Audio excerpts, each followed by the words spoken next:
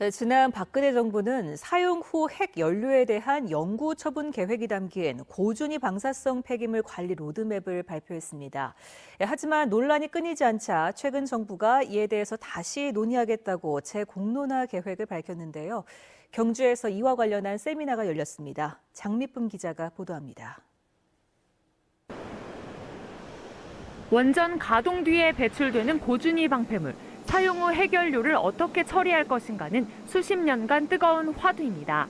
지난 2016년 박근혜 정부는 10년 뒤인 2028년까지 사용 후 핵연료 처분시설 부지를 결정하고 7년 뒤에는 중간 저장시설, 24년 뒤에는 영구 처분시설 건설을 끝내겠다고 밝혔습니다.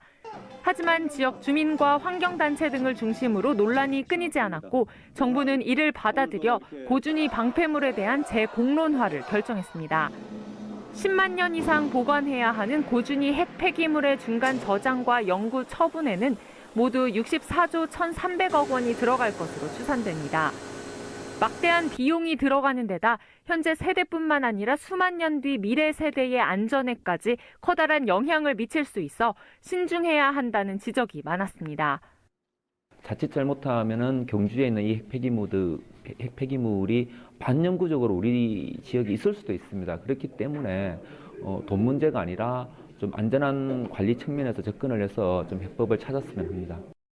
학계와 시민단체 등으로 구성된 고준위 방패물 관리정책 재검토단은 정책의 파급력을 고려할 때 전 국민에 대한 재공론화가 필요하다고 보고 지난해 신고리 5, 6호기 결정과 같은 공론화를 검토하고 있습니다. 예전에 그 참여정부 때 시민 참여 많이 했다고 하지만 대부분은 위원회 방식의 이제 참여였죠. 근데 문재인 정부 들어와서 달라진 주민 참여 방식이 바로 이걸 처음으로 시도하고 있다라는 거거든요.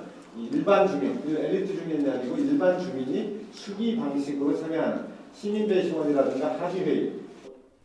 세미나에 직접 참석한 재검토위원들은 재공론화는 사용 후 핵연료 처분 부지를 선정하거나 해당 지역에 대한 보상을 결정하는 것이 아니라고 선을 그었습니다.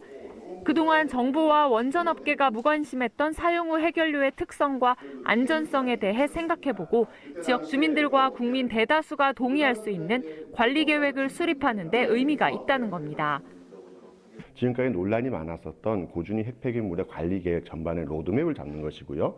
현재 포화 상태에 이르고 있는 임시 저장고를 더 지을 것인지 말 것인지에 대해서 논의를 하는 것입니다. 정부는 재검토 준비단으로부터 정책 건의서를 전달받은 뒤 조만간 구체적인 공론화 계획을 밝힐 예정입니다. MBC 뉴스 장미쁨입니다.